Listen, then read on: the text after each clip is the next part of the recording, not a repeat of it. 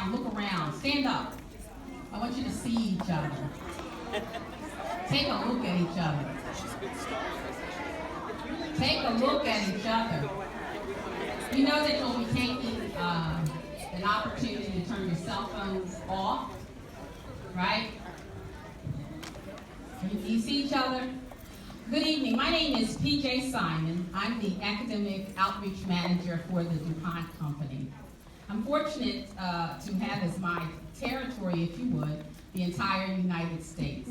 Many of you are very familiar with the Dupont Company. In fact, I would imagine that most of you know at least one person who is employed by the Dupont Company or retired from the Dupont Company. We've been here in Delaware for over 200 years. And at Dupont, we work to solve global challenges around food. How are we going to feed this growing population? Around energy, that's how we know that we have to reduce our dependence on fossil fuels. And also around protection of not only of the environment, but also of the people who protect us. All of us have been impacted by the Dupont Company in one way or another. And if you think back, if you can imagine, Thomas Jefferson, who was our vice president, he asked Pierre Dupont to write a treatise around education. And so if we think about education today, it is a result of the proposal that Pierre Dupont submitted to our president. It included national education, a platform for that, as well as a university. But later, his son founded the Dupont Company right here in Delaware on the banks of the Brandywine. I'm very fortunate to work for such a great company, and we're very proud to have each of you here joining us tonight. I want to tell you that you'll hear tonight quite a few words. One of them is STEM. How many of you know what STEM means? STEM, science, technology, engineering, and mathematics. We think that that's the way of the future. If you want to be successful and choose your path and write your own ticket, we think that we want you to develop an interest in science, technology, engineering, and mathematics in some way or another. I think that tonight you will be influenced by at least one of our rock star panelists. Perhaps you'll be influenced by one of the characters from the movie Hidden Figures, or from one of the many brilliant women who are not hidden. They're in front of you. And our goal is to get you on a path to a successful career, to move you to the forefront. Tonight we're fortunate to partner with Delta Sigma Theta Sorority and Karen Bostick. You are here representing our partners at Delta Sigma Theta.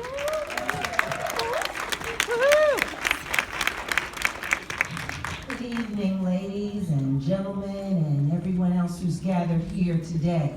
Delta Sigma Theta is proud to partner with DuPont, with Girls Incorporated, to bring this opportunity to you.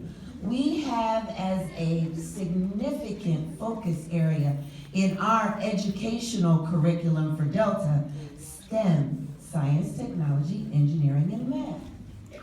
So we also have an arts and letters focus to bring wholesome, inspiring, entertaining movies to the community. So we thought that this was a good blend this evening, STEM and wholesome entertainment. We hope that you all will enjoy the show.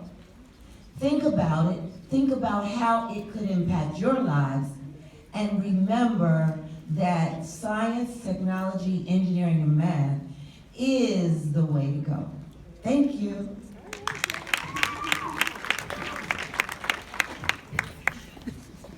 Hi, I'm the lady who keeps talking to you on the mic. My name is Holly Maddams. I'm privileged enough to be the Executive Director of Girls Inc. of Delaware, and for those of you who don't know, our mission is to inspire girls, do it with me, to be strong, smart, and bold.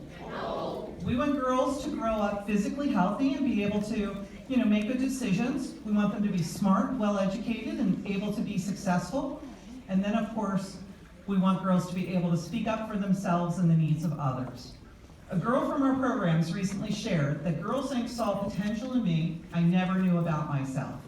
They fueled that potential with opportunities I never would have had elsewhere. We need girls like you to come out to our programs, especially our Operation SMART program, which is all about science, math, and related technologies. We also need women like you to come and volunteer. Everything from one-time subject matter experts to ongoing instructors to volunteers to mentor our girls and to help them understand that we love them and we want them to be successful and we're here for them. Tonight, I'd really like to thank Deloitte for their generous sponsorship of those refreshments you're enjoying. That was a wonderful boon that happened last minute. I'd also like to thank the Deltas for their enthusiasm for inspiring girls in STEM. We're so happy to finally have a relationship with you. It's long overdue.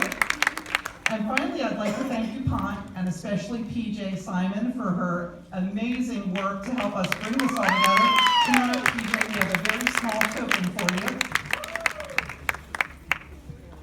Besides a t-shirt, which I owe you, a strong, smart, and bold mug. So let's give PJ a big hand. All right, so now PJ, did you want the mic back or turn it over to Teri? You know what? You don't argue with PJ. All right. Since Holly, would you come up? Would you join me?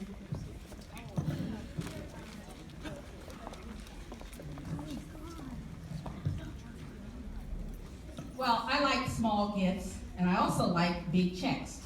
So, on behalf of Dupont, I'd like to present a small token of our appreciation.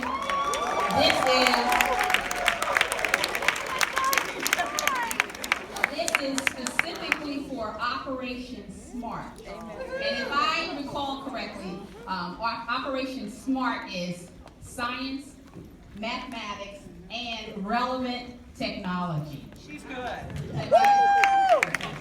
know that you will put this to good use, and we want to thank you. So. Thank you. Thank you, PJ.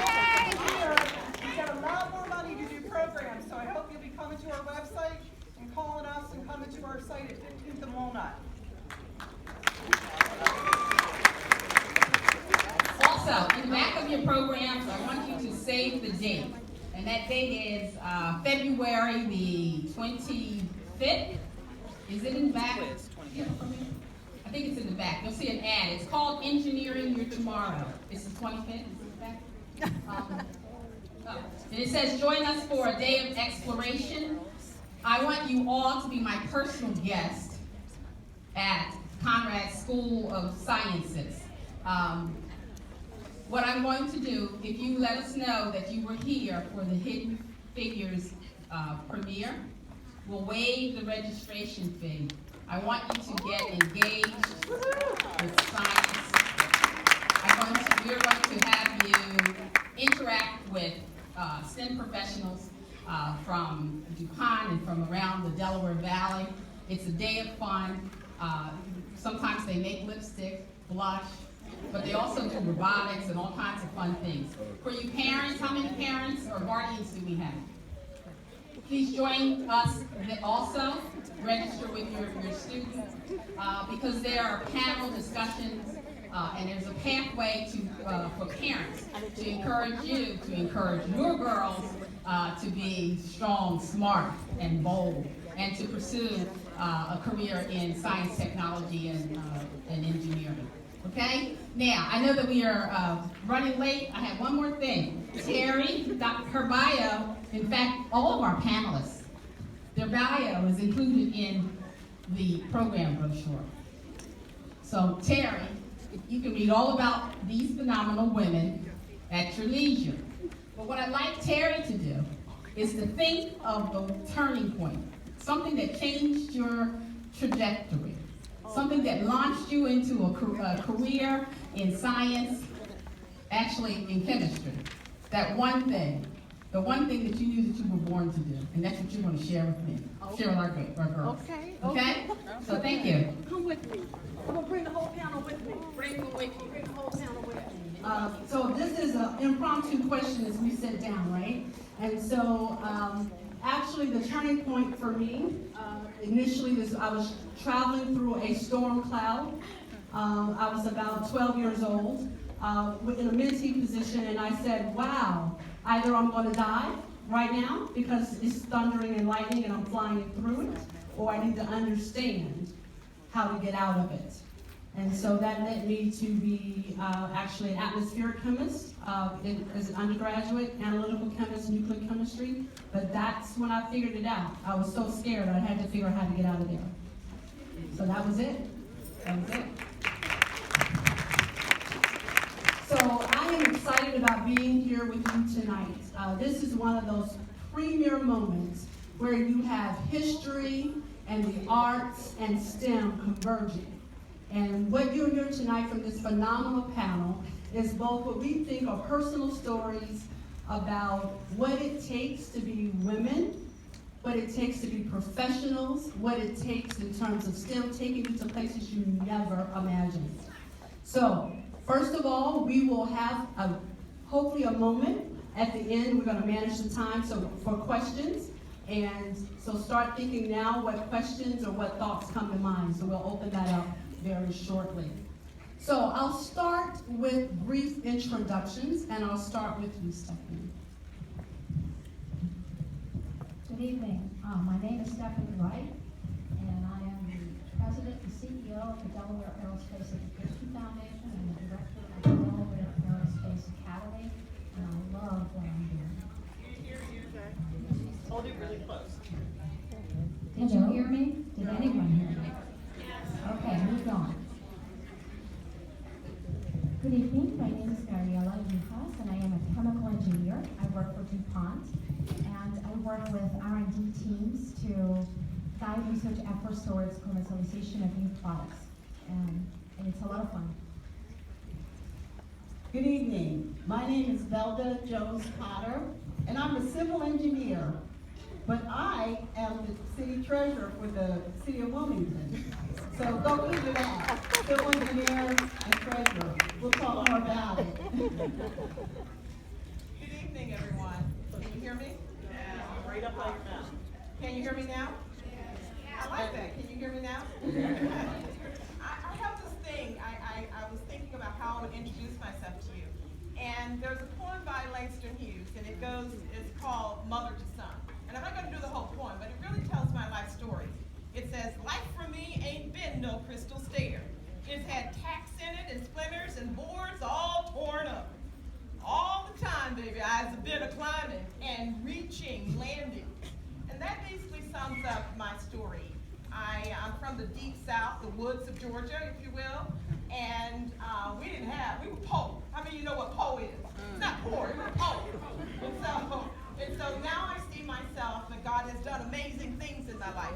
And so I'm so thankful for all the things he's done. I'm Dr. Hardnett because I finished my doctoral program at the tender age of 59.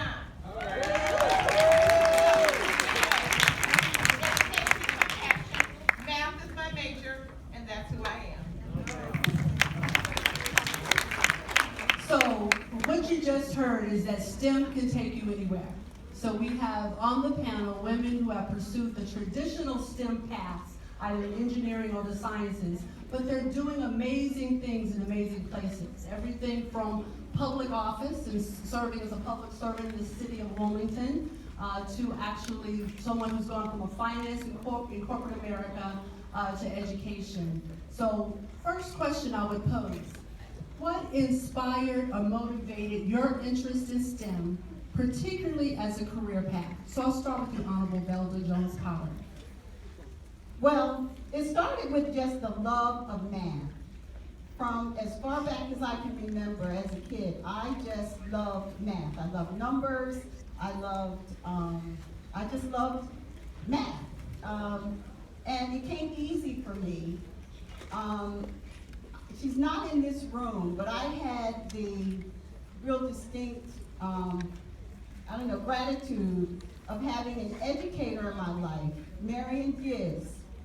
She is a Delta, and she was my second and third grade teacher. She was a major inspiration in just helping me know I could do whatever it is I wanted to do. And so I just worked hard at it. And in high school, I was in an auditorium much like the room you're sitting in here at P.S. Dupont High School. There's that name, Dupont, again. And a man came to visit. His name was Norman Hatter. He was an African-American man, and he introduced himself as a chemical engineer from the Dupont company. And he talked about what he did, what it took for him to get there, and the light bulb just went on for me. No one from my family had ever graduated from college. And so I didn't have role models to sort of set the tone for going to college and planning a career, least of all not in a science profession. And so when I heard what he had to say, it inspired and motivated me to pursue engineering. So I went to University of Delaware, and lo and behold, became the first African-American woman to get a degree in engineering from the University of Delaware.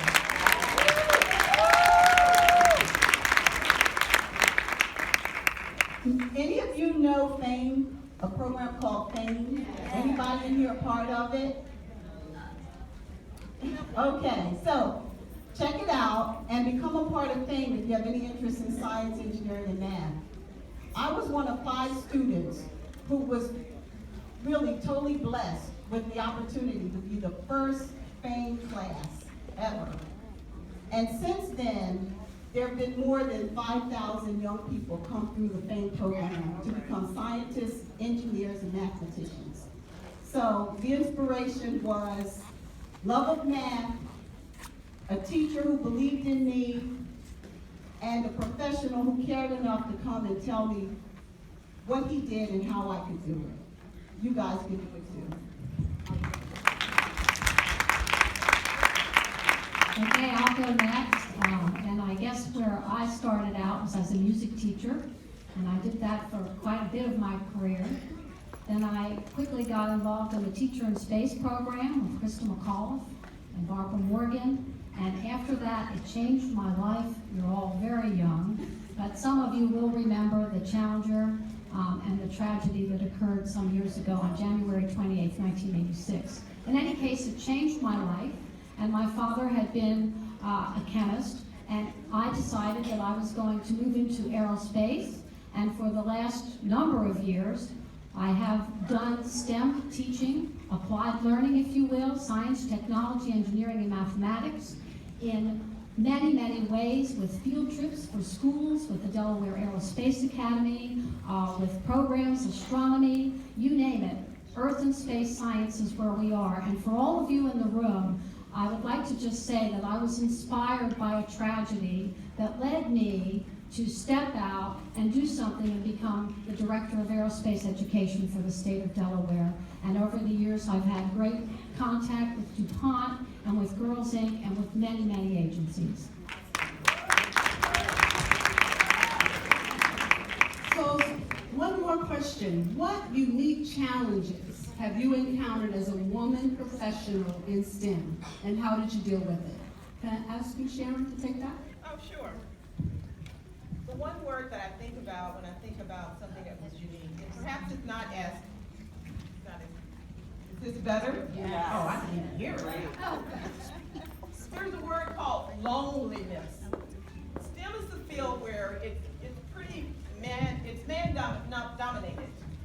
There are 73% in 2010, 73% of the scientists and engineers were men, only 27% women. When you cut that down further, only 2% in 2010, 2% of black women were in the field of science and engineering. 3% black men. 18% white women. 13% Asian men. And so when you look at that, loneliness was just part of who I was at DuPont.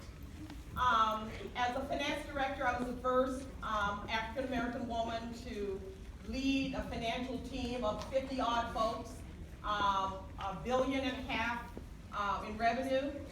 And so we didn't have a lot of mentors. We didn't have a lot of women leaders that could show us the ropes. What's the culture like at Dupont? What kind of landmines do I need to make sure I don't fall into? We're folk that look like us. They just weren't there. So dealing with that and trying to find some place of comfort, some place where, you know, it was difficult. It was very, very difficult. The other piece of my reality was that I call it a stereotype. When you just got there just because you're black. And so I had to work my tail off to prove that I earned the right to be in that boardroom. Right? So I would go in there and I would be over-prepared. I would spend hours making sure that I had gone over any kind of question that you could ever think that you would ever have possibly ask me, because I wanted to show you that I was just that good. And that's that work ethic. And even if, and I want to leave that with you, even if you don't have what you think is your innate ability, you work your butt off and you let them know that you've been there. Yeah, just because you kick as much butt as you can kick, just because you can. Just because you can. And so the other thing that's my reality, I was a single parent. And so there are these not board meetings, there are these meetings that the chairman of the board would call at 6 o'clock in the morning. Well, my baby had to be at school by 7:30. I would get him up, dress him, go sit in the parking lot outside of the school building, take that conference call that lasted an hour to an hour and a half, and then get his butt on into that school. So there are some sacrifices that you made. There are things that you wanted to be the professional, you wanted to measure up. At the same time, I wanted to be the best mom I could be. And balancing that family and work life kind of stuff, it's tricky. It was hard, but doable,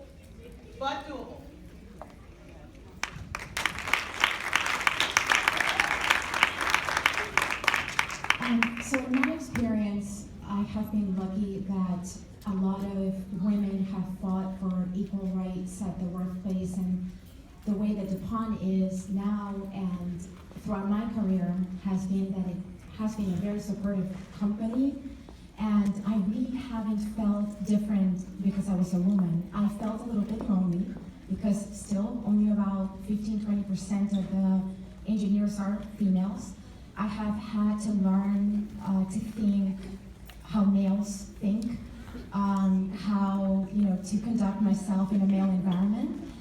But Dupont has been really supportive, while I was an engineer. So I'm really happy about that, and glad that things have changed. I think another challenge, the main challenge for me, was balancing my professional life as an engineer and being a mother. So that is something that I work on every day, and what I've been doing throughout my career is to choose assignments that are very flexible. Again, I'm very lucky to work in an era where technology can help me. So I can finish my work at home, I can get up early and do calls, I don't have to be in the office from 8 to 5, and I just make it work for me. And I attend every one of my kids' swim meets, or at least I try, and I just make it work. But being an engineer, being a female and a professional is something you can achieve.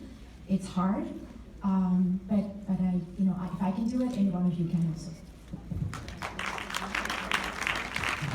I'd just like to mention one thing to each and every one of you young women in here this evening, that no matter what job you get, whether it's in science, technology, engineering, or mathematics, the one thing that you need to value the very most are the people that you work with. Your family, the people that surround you, and treating everyone with dignity and respect, and doing the very best that you can do every day in every endeavor that you should take on. Awesome. So this is the last question I will pose to the panel. So giving you a heads up, if you have that burning question, we're going to open up the floor for questions in just a minute.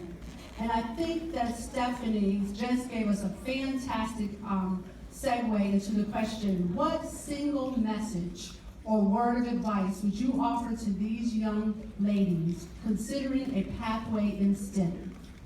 And so, who wants to go first? Do I start with you first, Velda? Yeah, that'd be great.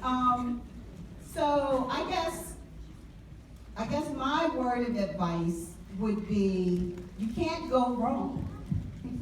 I mean, seriously, if you choose a career that's rooted and grounded in science, technology, engineering, and math, you can't go wrong. The foundation that you'll get, what you'll learn about how to problem solve, how to be analytical, how to make decisions, will give you a foundation that can take you anywhere. It can take you through a career in science and in math and in technology and engineering, or you can use those same skills in business. You can use them in academia if you decide to teach. You can use them in public service. I transferred those skills into a financial career, and as a result, I've spent a number of years working as a finance professional, and ultimately became the treasurer for the state of Delaware and now the city of Wilmington. So a foundation in science, engineering, technology, and math can take you in so many different directions that don't feel that you have to lock yourself in. Oh, I'm not sure I want to be a scientist. Oh, I'm not so sure I want to be a mathematician. That foundation is a solid foundation on which you can build any career. That would be my recommendation to you. So I would encourage Mariella to also comment, and then I'm gonna go to Sharon, and then I'll end Stephanie if you have anything else to say. Okay, so being in a STEM field takes a lot of effort. It's not easy. You need to study hard. You need to plan to get into college and do all those things. But you have to think that it's a very rewarding career. Again, you can do many different things being in STEM. And don't ever give up. If you don't know something, you have any problems, look for help from mentors, tutors. Just because you might have some problems in math, that doesn't mean that you cannot be in a STEM field. Just solve those issues and move forward. Don't ever give up. And when you see problems that are not solved, you need to be there, to step in and be part of the solution. So study hard, and you will be able to do this. Okay, now, of course, I've got a whole bunch of stuff to share with you, but I'll try to keep it brief. My first thought is to dream big. Find your voice, your passion, and you then take steps to do your thing. But dream big. Always remain true to yourself. Don't let anybody lead you in a direction that you don't feel comfortable with. Find your voice, your passion. Don't be afraid to tackle the giants. You're going to find some stuff that is going to get in your way. But you got to be strong enough to knock them out. It's just because you can. Don't let anything, anybody derail you. You owe that to yourself. To yourself. I started with a poem, and I think this is the last time that I'll get to speak. Okay? So I'm going to have to end with this poem too, so bear with me. And it's called Hey Black Child. But the message is really, really powerful. Do you know who you are? Who you really are?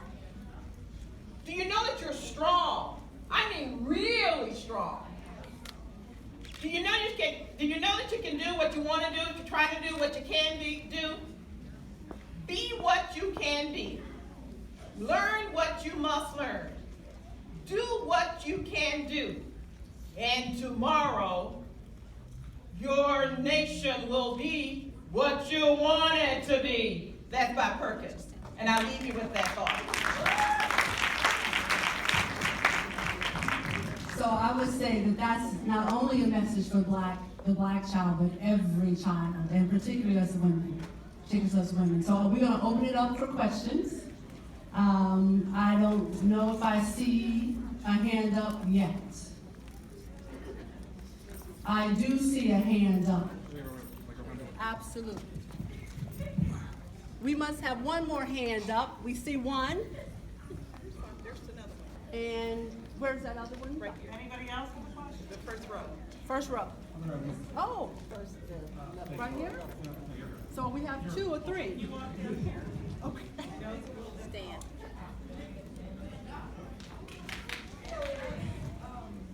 My name is Genesis Lyons. My question is, how do you stay resilient in times of challenge against people who tell you what you can and cannot do? All right. So, Well, you just get right back up in their face and do it all over again. I mean, you're gonna experience that over and over and over. There's always gonna be somebody who doubts you. Did we meet at? Yes, we did. Okay. And so there are always gonna be people who doubt you, people who don't wanna necessarily see you succeed. And it's just a matter of reaching deep down within, believing in yourself, and blocking out the negative, and just standing right back up straight. And I can speak this from a lot of personal experience. And letting people know I'm not going away. This is something I aim to do, and it's just gonna happen. And it's just that grit that says, I'm gonna do this, and let nothing stop you. And that's just a very personal process. But you gotta just have this determination that says, nobody is gonna determine my outcome, my results, but me. Can I ask you just one more thought to that? I don't know whether you're grounded in a spiritual presence or not. But being grounded in God and knowing that He's got your back and that He wants you to prosper, it will enable you to fight off all of that mess.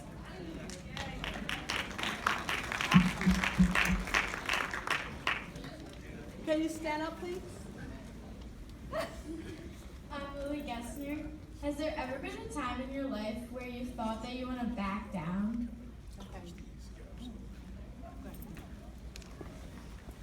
I can speak to that. Having been involved with the National Aeronautics and Space Administration, and a lot of people who would challenge me there, and people that would challenge me in this state for trying to build a building for the children of Delaware that is focused on innovation, technology, and exploration. There is no no in my language. It's always yes. And when we go to speak to people about what it is that's in your heart that you want to achieve, where you're going, your degree, something you're doing for Girl Scouts, Girls Inc., whatever, that's all you have to do is say to yourself, there is no no, and I can get around this. Come up with other solutions, other ways to get where you need to be. Awesome. Last question.